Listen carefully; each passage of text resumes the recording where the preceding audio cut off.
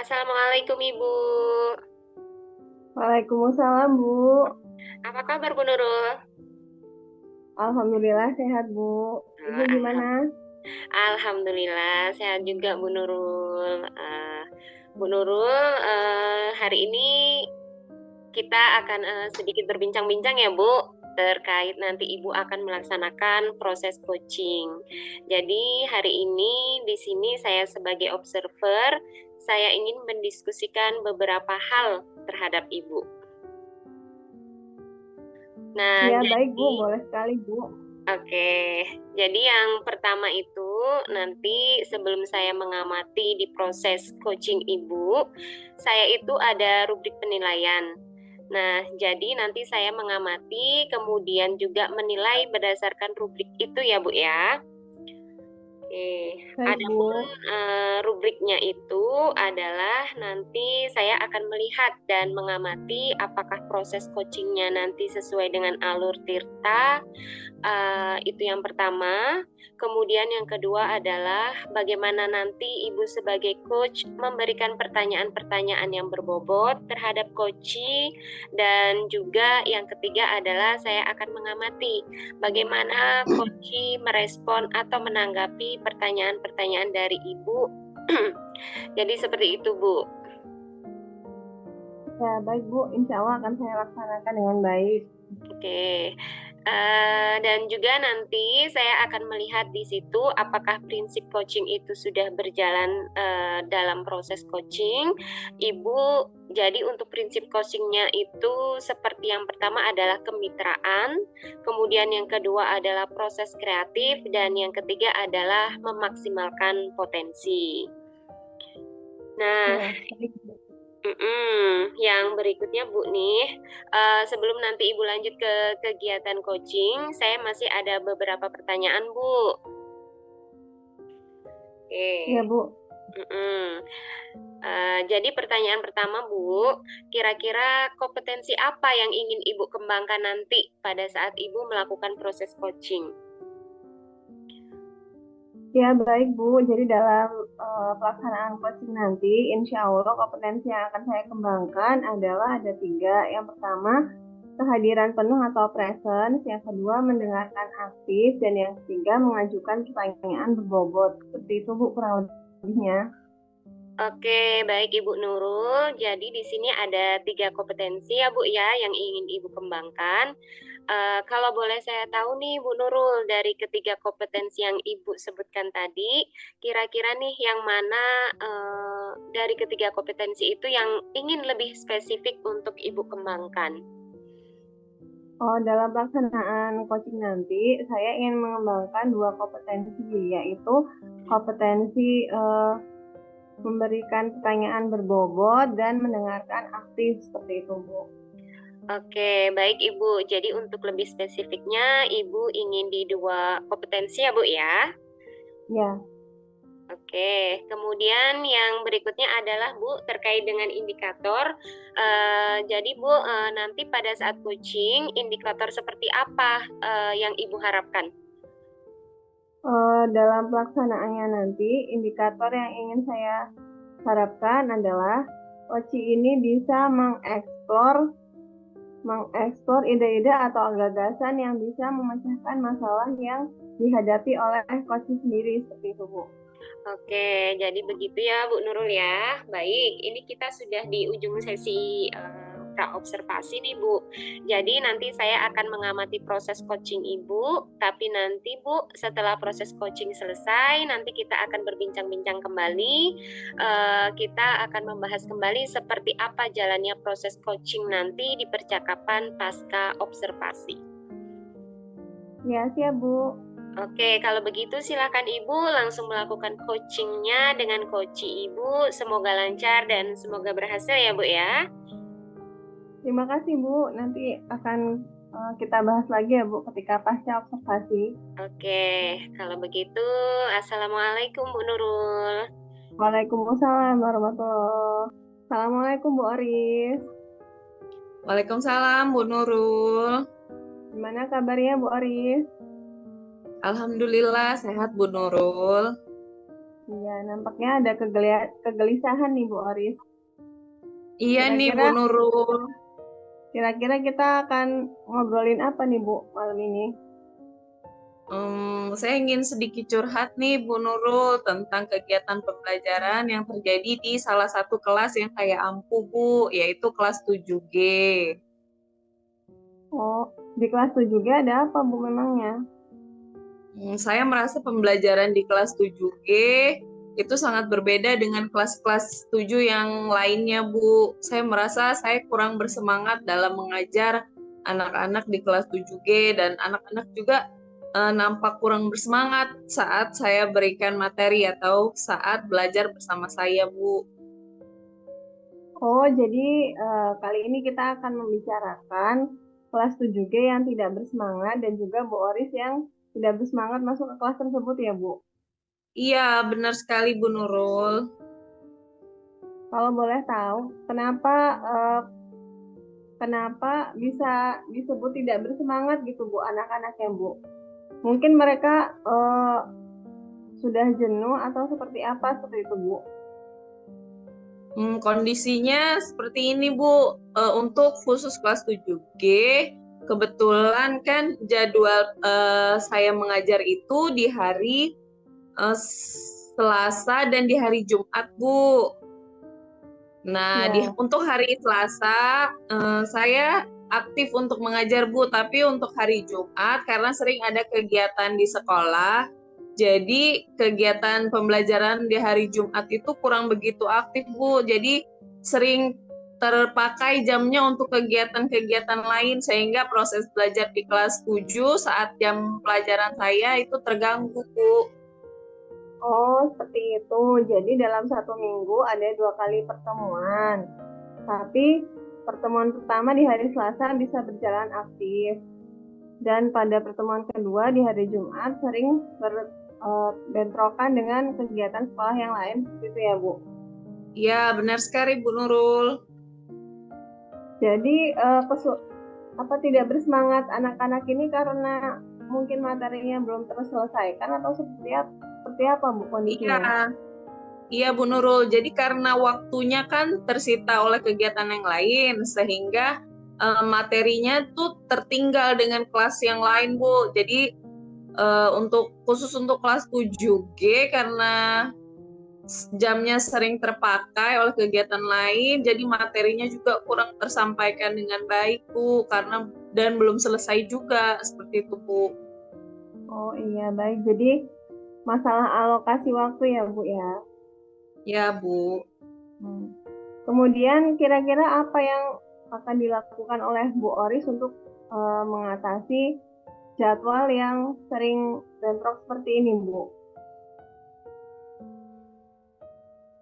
Mungkin saya akan memaksimalkan untuk di jam lain yang tidak bentrok Bu, itu akan saya maksimalkan untuk memberikan pembelajaran secara maksimal gitu Bu.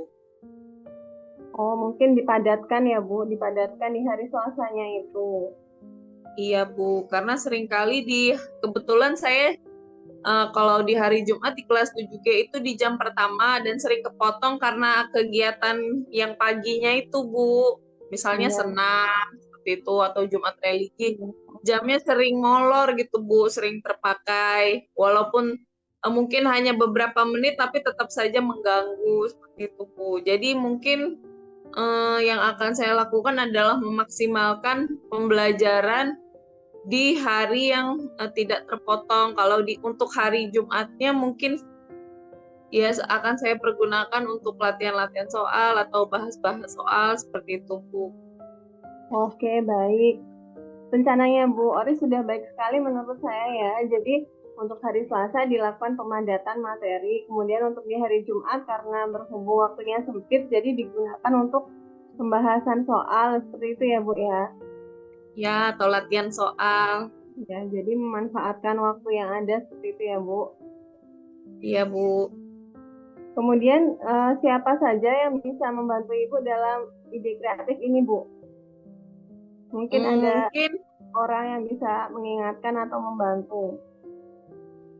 mungkin saya akan meminta bantuan dari rekan sejawat Bu, guru BK seperti itu, agar membantu saya dalam mengkoordinir anak-anak Bu saat misalnya kegiatan di luar telah selesai, jadi membantu saya sama-sama untuk sama-sama ngajak anak-anak untuk segera masuk ke dalam kelas seperti itu Bu, untuk khusus yang di hari Jumat. Baik, jadi akan meminta bantuan dan minta diingatkan oleh guru rekan sejawat atau guru BK seperti itu ya Bu ya. Iya Bu. Oke, mudah-mudahan rencana aksinya Bu Oris bisa berpengaruh banyak kepada anak-anak ya Bu, baik dalam hal materi ataupun semangat anak-anak seperti itu.